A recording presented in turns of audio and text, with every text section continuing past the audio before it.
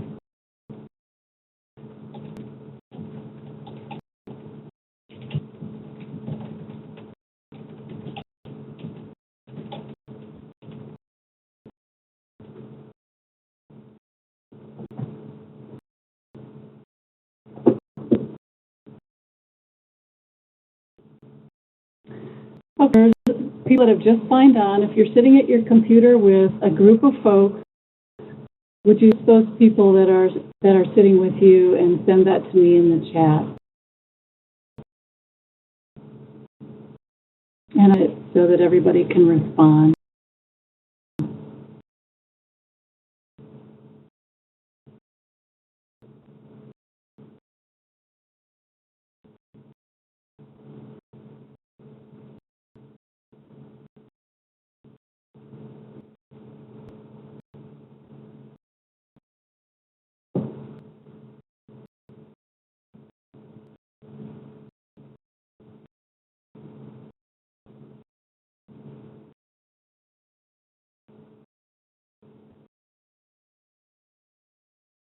Thank you for those of you who have sent notes.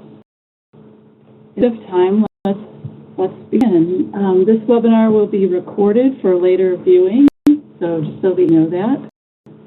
The topic today was based on your responses to the survey that was conducted in Albany last March.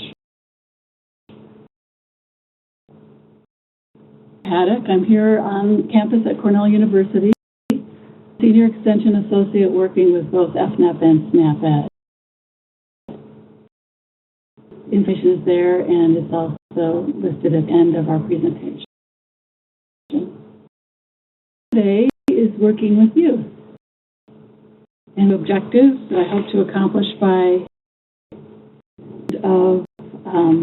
our time together.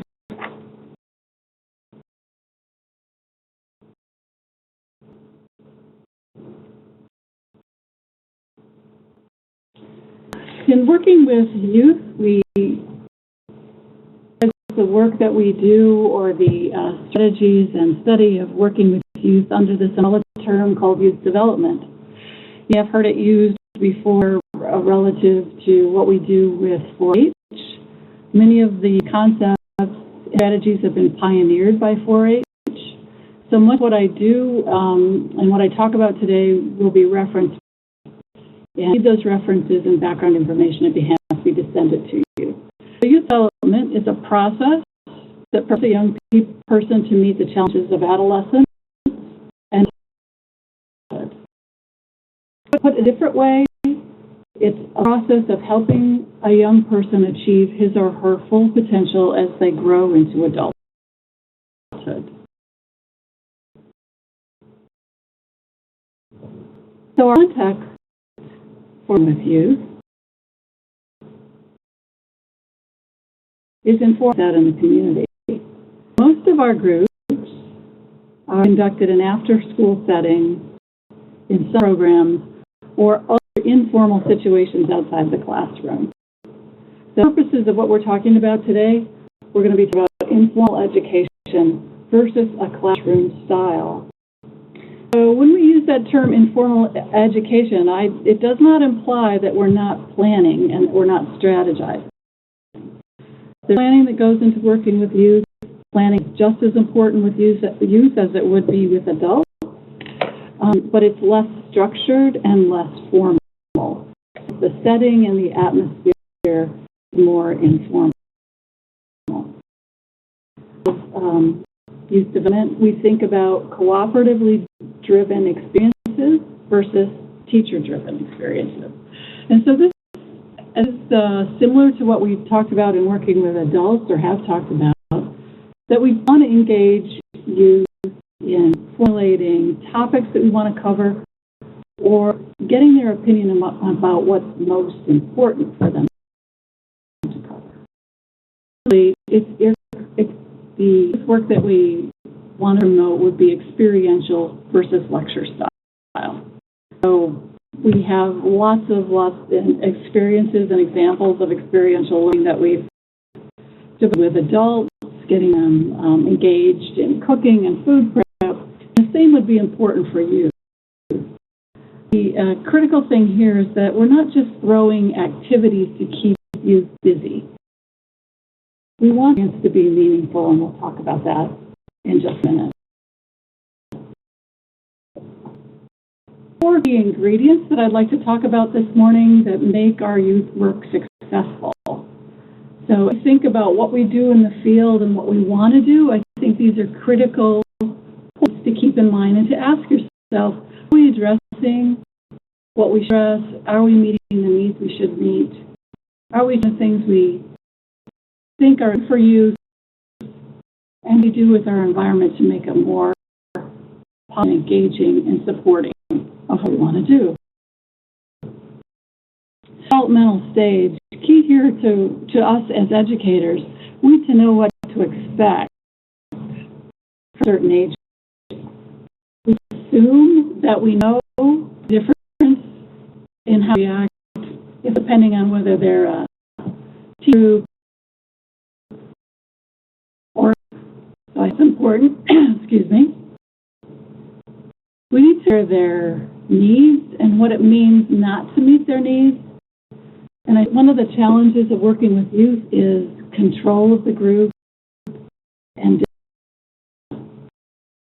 critical. And so we the need of children, I think we have a better handle on the control of the group, handling the anxiety both of the staff involved and the youth that are involved. We're preparing children with skills, and that's compatible with what we want to do with nutrition education, healthy eating, and active play. And also addressing the environment or considering that, which is becoming more and more important for SNAP. So these development principles feed to what we need to do with SNAP. So the thing is knowing your audience and developing a sense of where you need to go with kids.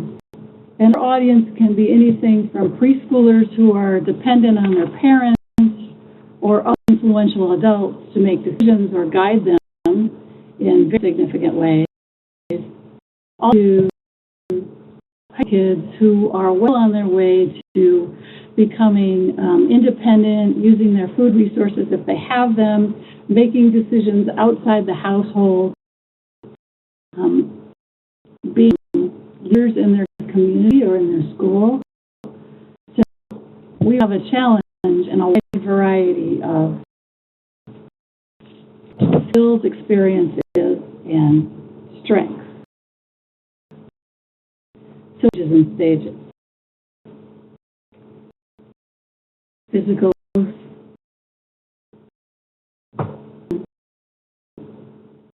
important. Well, physical activity is part of most, if not all, of our lessons now. We overly challenging some of our young people and are underestimating what our older children can do. It is what children are capable of understanding. Are too many sets of instructions at once? Do we need to be stepwise? Do we need to pare down what we're doing? At what point and break up an activity so that it's clearly, our directions are clear and they have a purpose and are not confused. Skills and soft skills of youth are evolving over time. So when we think about setting up groups, are we putting older children and young children together appropriately? Are we grouping up children in a way that would be uncomfortable when we're doing group work? Are we letting or providing opportunity for who want to work with their friends to do that? Does it make sense to do that? Discipline or children group up on their own versus setting up groups ahead of time. So I think the keys here are to think about how to work and make decisions that would result in efficient delivery of a lesson, minimize distress on your part and confusion on the part of the youth.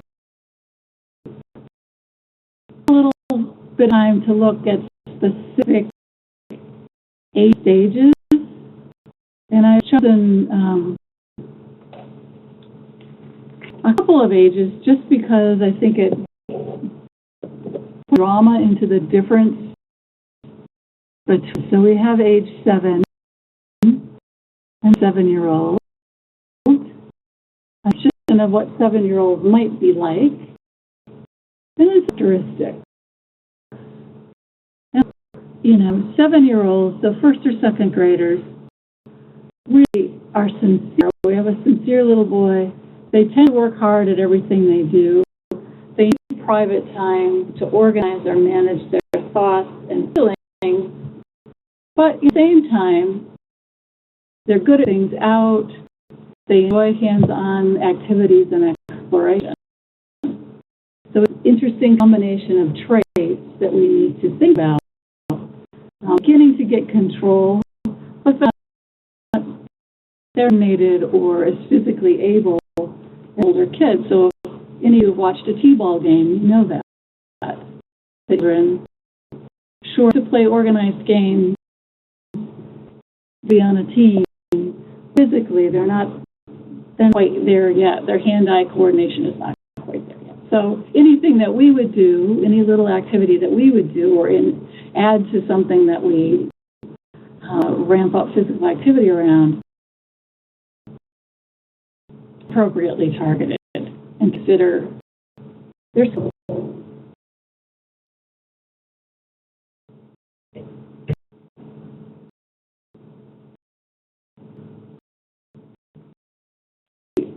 A 9-year-old, so 2 years of maturation, much better coordinated, gaining confidence.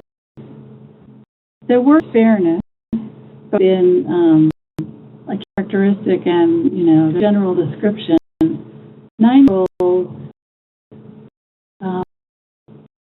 have the ability to manage more than one idea at a time. They're looking at explanations of how things work. They're curious. I love that phrase, budding into intellectual curiosity. So you have some intellectually curious and active and interested kids.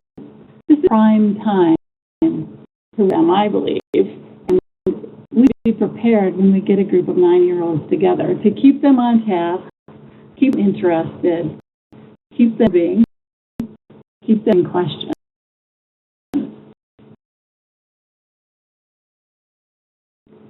About an 11-year-old, I could have an 11-year-old, but this for me encapsulates 11-year-olds, restless, energetic, capacity for being both industrious and higher intellectual capacity, but they also have this great capacity for mischief. And I think that's something we need to take into account when planning. They're impulsive, they must be forward-thinking.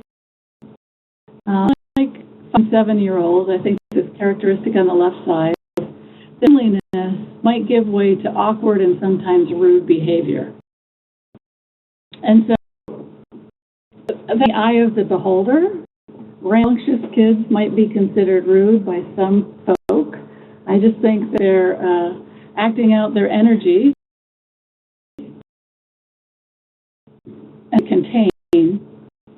I say that, doing assignments for staff who work with youth groups, you want to chat about their tolerance and their desire, actually, to work with youth and their tolerance for chaos. Because face it, children age go off quite quickly, and while it's probably usually positive, it can be stressing if it's not a group that folks are used to working with.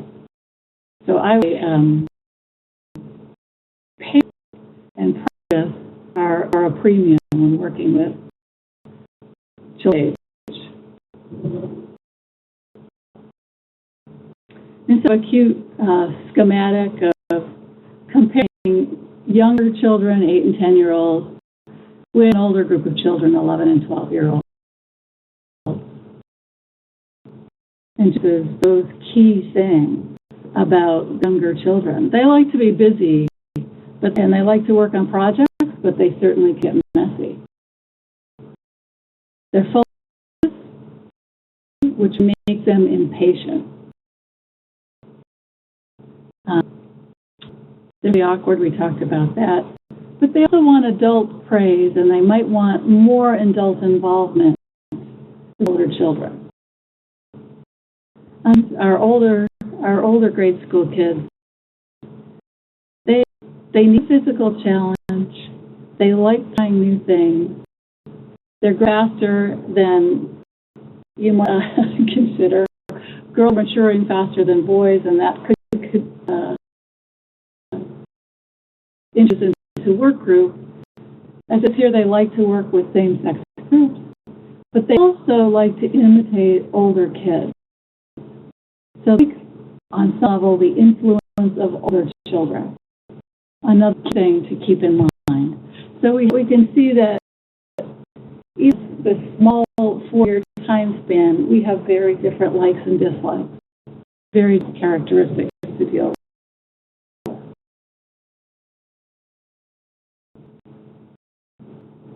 So our 3 groups of children react very differently depending on what we're presenting.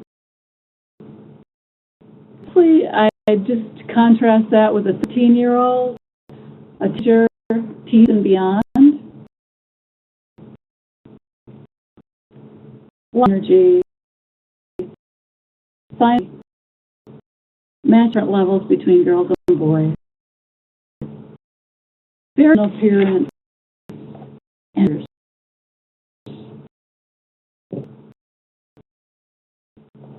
they would like adults to see them as capable and be able to operate on their own, but it's also, and in addition, important to be accepted by friends and to have these interesting dynamics at work. They present different challenges. So as you think about the work that you're doing or the work that you have done so far, how you will use this new knowledge of ages and stages in your planning. A few things in the chat, anything that might occur to you right now.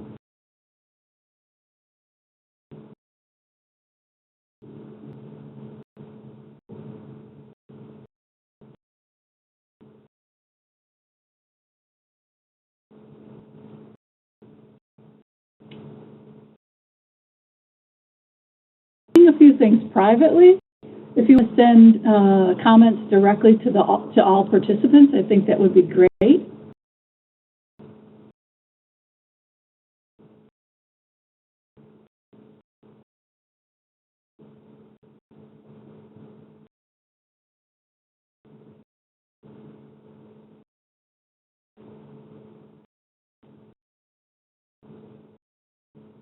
Okay, privately.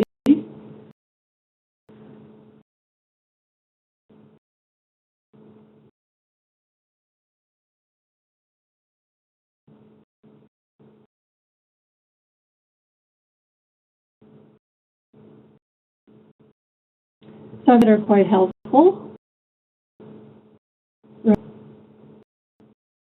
lesson their activities can be given to the specific age groups. So you show them without knowing what your target audience is, and then really understanding the product that you're working with. Who is it written for? What we're thinking about? What was their background about of the group? Was it planned for a mixed group audience? Was it planned for just, kids? Was it meant to challenge their reasoning and decision making? Just to introduce concepts about what's a fruit and what's a vegetable. And so knowing your curriculum, really knowing your content and how it was shaped will better match your readers to the audience. So I said at the beginning, these are informal settings. It doesn't mean you spend less time planning. In fact, I think you need to spend just as much, if not more time, planning, theming, things out, doing pilot runs, presenting things possibly as a teach back to peers in your agency. Let's talk about meeting needs. That was one of the second ingredients in our youth. And so by meeting needs, youth development theorists have looked at 4 areas that they're looking for: independence, generosity, mastery, and belonging. And key 4-H principles for those of you who have done 4-H work before, but I think it's worth a review. Age from pre-high school to adulthood, we're looking to we're looking to understand the world and become independent thinkers. We from dependence on our independence, so we grow up and away from other influential adults. And so decision-making processes, discipline, taking responsibility, those are all things which really want. We articulate that or not, that's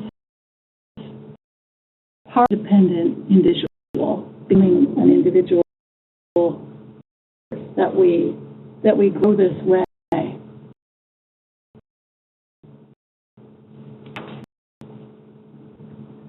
Generosity is a more difficult concept to understand. We have a need to be connected. We have a need to give back and have meaning and purpose in our lives. And so this is sort of to extend ourselves beyond ourselves and meaning. And so this is, to me, a deeper concept and something that is not articulated or not necessarily part of the things that we do, but explicitly explained that way. But these things we can weave into what we do, a way to meet this need. We engage youth as volunteers, for example. We engage youth to help us describe something they really have a handle on that might be better explained by someone from the group or an adult. And again, it takes time and planning to figure out how your group could handle that. This is a place where we could think about engaging youth volunteers. I think mastery is an easier concept to think about. You want to feel confident and to achieve or want to achieve a competence skill in a tangible way. So as we said, the skill building is very compatible with what we do in SNAP Ed. So having the opportunity to learn by doing and then practice and test that in our group is a great thing. Because they feel and believe, I think more importantly, they're capable of success. They're developing skills beyond what they currently have. This is a critical piece of setting up our environment and setting up our activities. Just like we need a safe place for children to practice skills. So that's knife skills, for example, physical safety, and we need an opportunity for trial and error. But it could also be just working together to complete a recipe. You know, maybe something some of our youth have never done before. And so, you know, right or wrong way necessarily to put well, I guess you could I take that back. There is a wrong way to do a recipe depending on what it is. But for the things that we choose, and we choose these wisely, putting for a meal at the end of the session should so that we can all feel good about the final product. And teach that are doable and able to be replicated at home.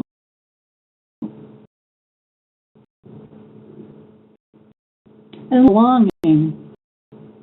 So I think this speaks to the fact that we're all social animals, adults and youth. And we need to have a sense of being part of a group, and a group that's giving. So we affiliate with others that provide others in groups that provide reinforcing positive benefits. So that's pretty critical. With the youth in our group to feel providing some positive experience. So that's back of our heads all the time.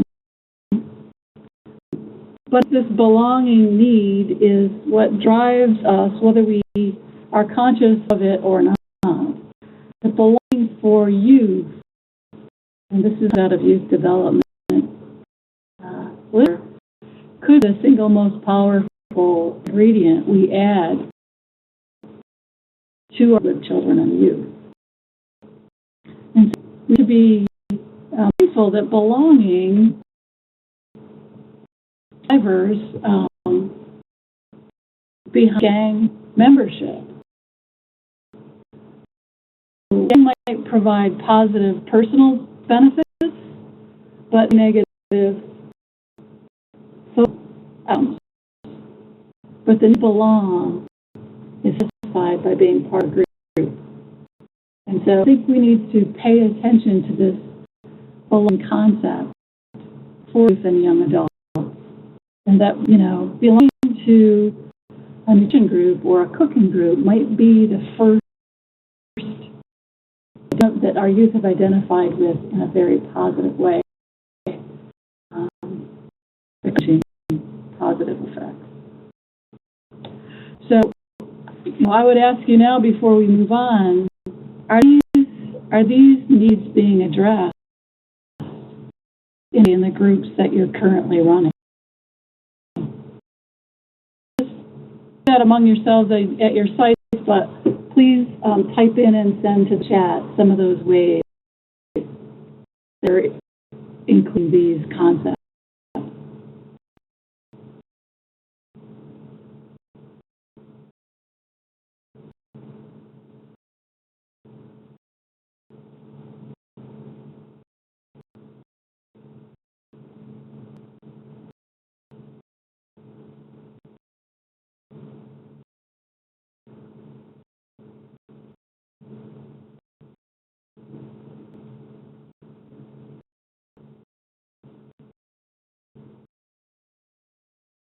Question here, do you always suggest doing the recipe at the end?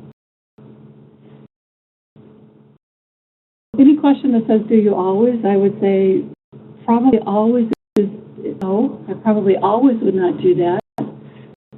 I would say that you need to look at how complicated the recipe is, how you want to engage the youth in completing it. Are you doing a demo? Or are you having the youth prepare it as a group or prepare a workstation? If that's the case, that might be your whole experience together, and that might take some time. It's a 45-minute endeavor where you walk through the steps and explain the steps and the rationale behind the steps, but have the group work with you as you move forward.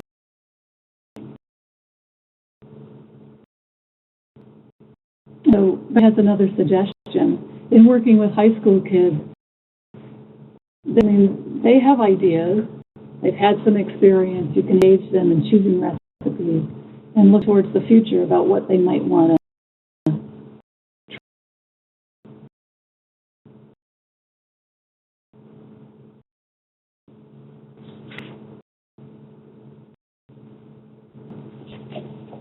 Thank you. All leads to the third ingredient, which is the fact that we teach skills, that we're providing skills that will take into the future, take into adulthood. And what are those skills? Well, organize them or create lists or categories of skills in many, many, many different ways. Health and physical skills, of course. This is totally compatible with what we do. Knowledge,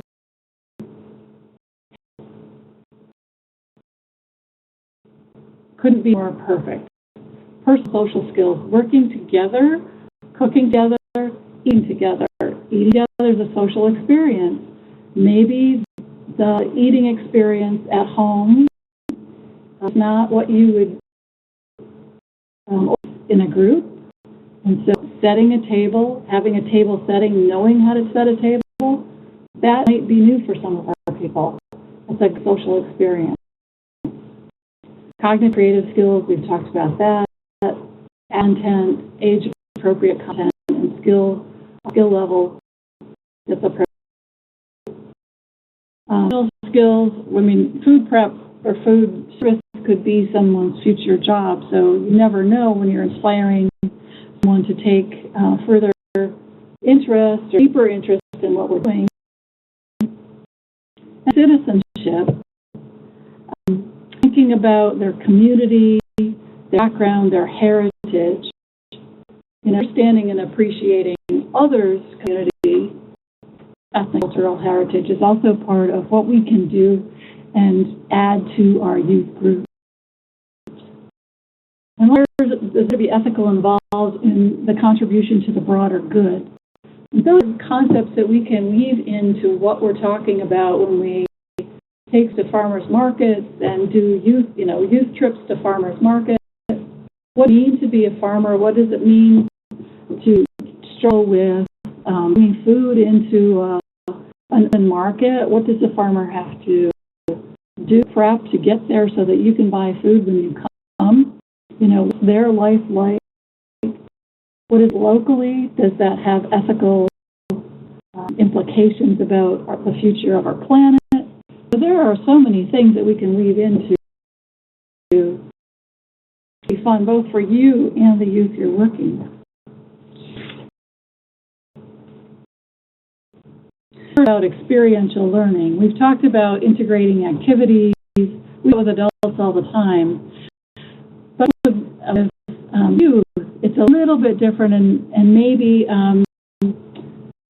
more because it could be your main strategy. So for that question about do we always do the recipe at the end, I think recipe prep could be an experiential learning event of a session. So experience the process of prepping, your workstation, cutting, measuring, whatever it happens to be, all the ingredients together, cooking,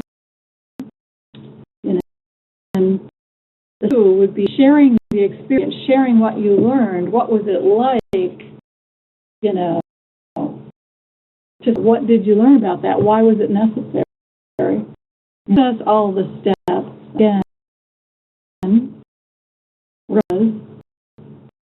Or apply the concepts that you learn to situations beyond you're doing that day, and apply that at home. And so we have that with adults, anchor at, apply away.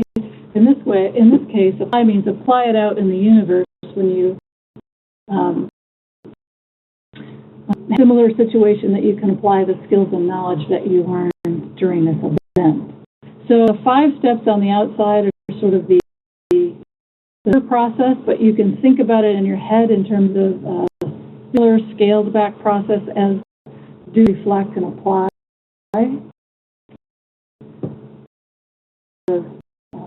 Just to help us remember, this is a bigger way of thinking about experiential learning methodology. About experiential learning.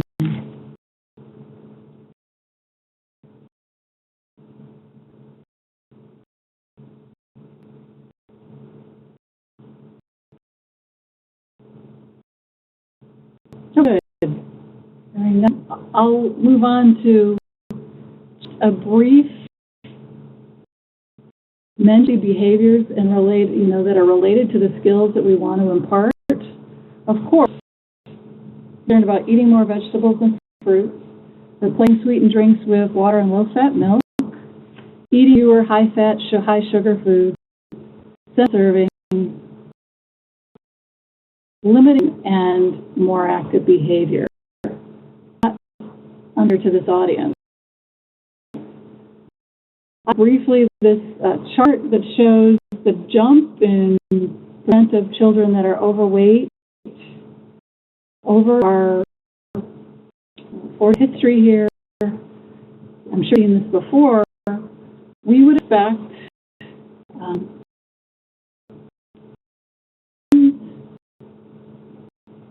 obesity, if we were thinking about a bell-shaped curve, to be 5% of the population. That's not the case right now. It's at, of course, 20%. So we have changed our norm.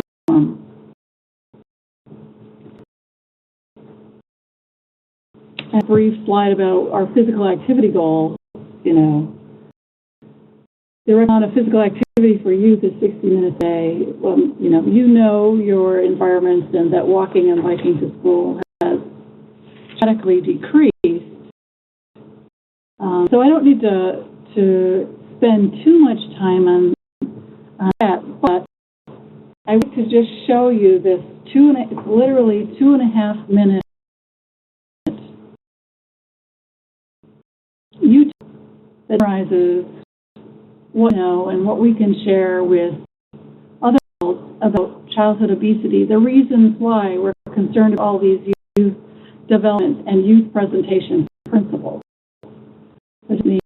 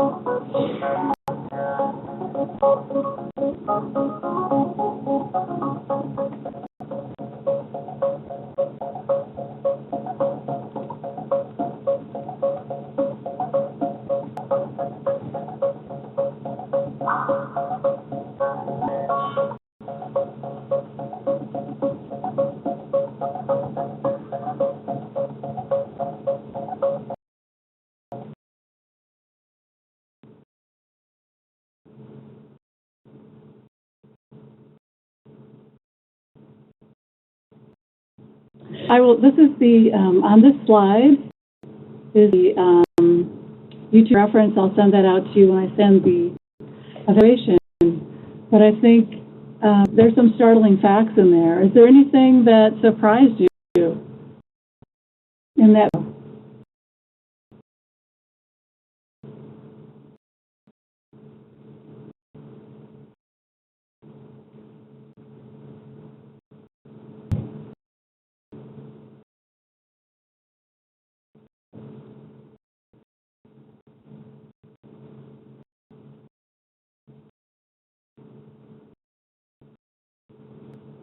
So getting a number of things. Yeah, physical activity in school, it's distressing. And so when you have groups after school or the school day, they might not be used to doing anything physical. It might seem like a burden.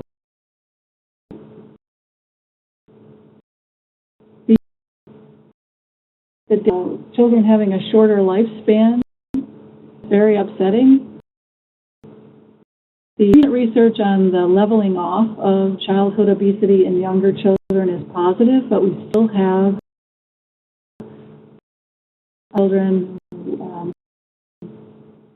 this remains a serious problem, and they're the children that we're seeing. And so if you have youth groups, parent groups, this would be something you want to use.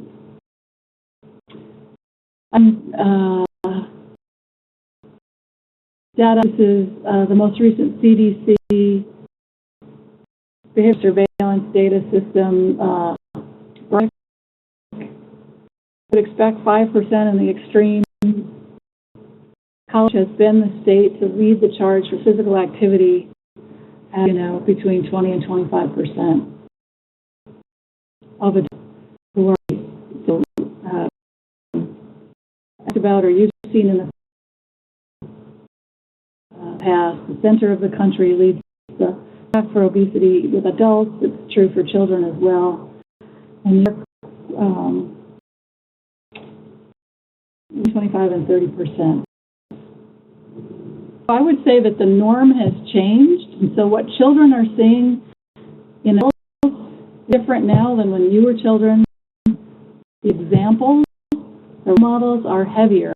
And so there's a lot of work to do because role modeling is important for young children. I'll also share this CDC chart and invite you to go there to look at some of their behavioral outcome data. This is on percent of students in high school who drank at least one soda a day, at least once a day. We have others. I pick soda just because we haven't talked about soda in a while. Drinking other things, other beverages is one of our key challenges. Some states don't have data. They're not collecting the data yet. But you get an idea there. Again, the center of the country is drinking more than the rest of the state. So the messages here are that we need to target all children, that all children could benefit from being more active and eating well.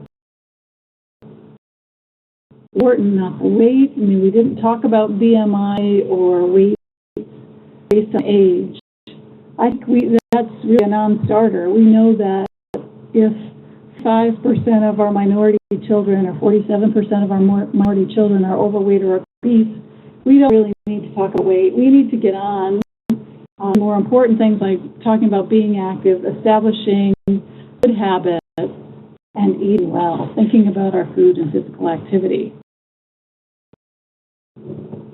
Which brings to the environment. So, our after-school settings are going to introduce physical activity, some skills around eating together. May not be reinforced at home, but I would say that we don't know unless we ask, or we don't know unless we probe what the right environment is. Where are your children coming from? What's their neighborhood look like? What does the environment look like? Where are their parents grocery shopping? are they walking past when they go home from school? Are there corner stores? Are they eating meals at school, or are they bringing their lunch? You know, they come to after-school sessions. How do that, of course, affect their exam and so I say consider. There are no easy answers to the dilemmas around environment, but we know that in SNAP-Ed, that's become a key target for us. And as we talked about in our webinar, individual behavior is one place to start, but children are spending time from home, school, and after school. In activity groups, we might want to influence, and they might take some leadership for. So opportunities that we just need to be mindful of. Well, people are using across the state, but you have resources on the SNAP-Ed website, the SNAP-Ed connections, and the SNAP-Ed strategies and interventions for obesity prevention. So if you haven't looked at those to give you good ideas about how to adapt things or what might be out there based on age and location and setting, you have some things you could investigate. And so I invite you to investigate those. And of course, you know, you have things that are approved. I will look at those or take a look at them with a fresh eye to see what might be intriguing for you to try or talk over as a staff. So here the summary graphic, which I always part of our Choose Health curriculum and groundwork, but I've adapted it for this, for SNAP-Ed. You know, we build our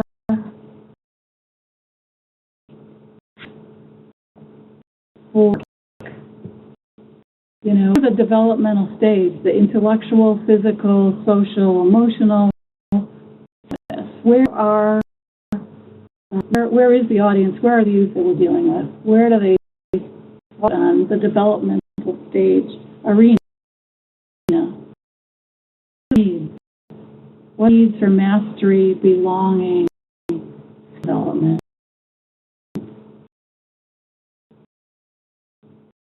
What do we want to teach? How to maximize our time with them? And the environment that we're working in. What's their environment? What's our teaching environment? What do they go to school? What do they face on the weekend? Just our teaching to positively address the environment. So, as our little leaders about these concepts.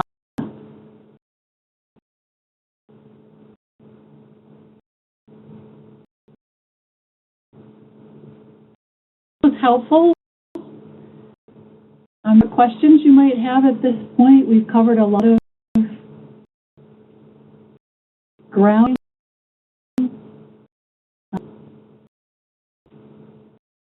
Now, you can type your questions if you have them in the chat to me or to all the attendees all the way. If you want to pick the brain of folks that are on the webinar right now, that would be fine. Tremendous experience working with youth, so this may have seemed really simplistic. Others of you have not taken the time to youth work yet, so this might seem mysterious. There are lots of resources, lots of references out there to help you. So it's a service, and we can build on this in future webinars if we need to.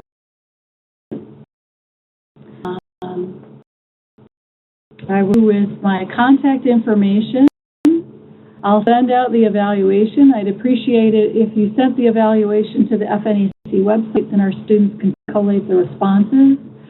So I know that we have now 39 locations on board, so I would expect at least 39 responses or evaluations that will help us plan for the future. In this series, we have one more that we do, and then we'll probably survey you again for specific topics or concepts that you want us to cover, and we're happy to do that.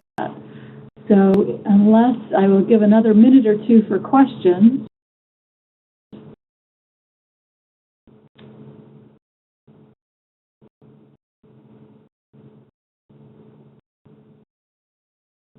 For your participation, and you have a question that came directly to me. I can follow up with references if they'll help, and I can collate them and send them to the whole list. And I'll also, yes, I will also send that little video link of the 5 things you might not have known, or 5 issues that might be important for you to either market what you do or use with staff development or other settings that might be appropriate. So we're just under an hour. I thank you for your attention, and I look forward to working with you again.